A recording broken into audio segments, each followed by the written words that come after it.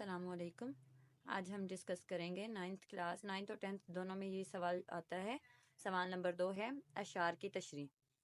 یہ ہے حصہ نظم اور غزل دونوں میں سے آتے ہیں۔ حصہ نظم جو ہے وہ الف پارٹ ہوتا ہے اور دوسرا بے پارٹ ہوتا ہے حصہ غزل میں سے۔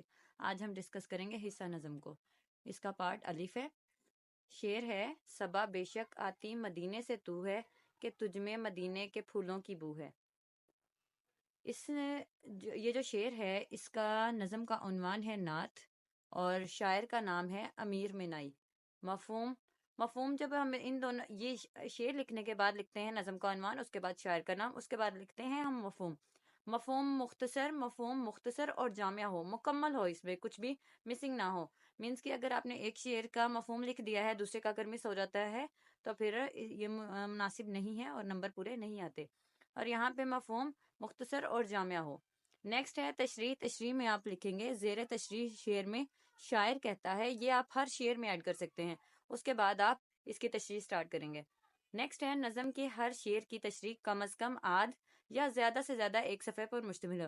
چونکہ یہ سوال جو ہے یہ 2 نمبر پر مشتمل ہوتا ہے، ایک شعر کی جو تشریح ہے وہ 2 نمبر کی ہوتی ہے، اس وجہ سے زیادہ اس کو لکھنے کی ضرورت نہیں ہے، ٹائم اس میں لگے گا اور نمبر اتنے ہی ملیں گے آپ کو جتنے کہ اس نمبر کے کوشچن کے نمبر ہیں۔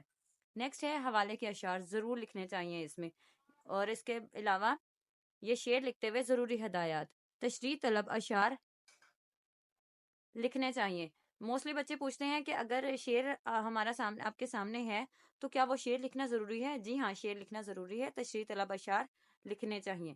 نیکسٹ ہے نظم کا عنوان اور شاعر کا نام لکھنا نہ بھولیں، اصل نام لکھنے کی شکل میں مکمل لکھنا چاہیے، تاہم تخلص لکھ دینا کافی نہیں۔ جیسے کہ اب مرزا غالب ہے تو مرزا اسد اللہ خان غالب لکھیں گے، مرزا غالب صرف نہیں لکھیں گے اس میں شاعر کے نام میں۔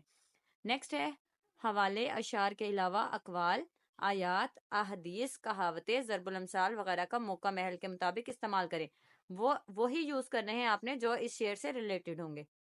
نیکسٹ ہے بشرط یہ کہ حوالے غلط نہ ہوں۔ جو بھی آپ شعر لکھ رہے ہیں، جو بھی آپ حوالے لکھ رہے ہیں، اگر اس سے ریلیٹڈ نہیں ہے تو پھر اس سے بہتر ہے کہ آپ نہ لکھیں، غلط لکھنے سے نہ لکھنا بہتر ہے۔ 2 نمبر کا یہ سوال ہے، اس پہ بھی پوری محنت کرنی چاہیے تاکہ 2 نمبر آپ کے پورے آئیں۔ اس چیز کو اس پیٹرن کے اکارڈنگ لکھیں اور ان چیزوں کا دھیان رکھیں تو انشاءاللہ یہ آپ کا کوسچن ریڈی ہو جائے گا۔ شکریہ۔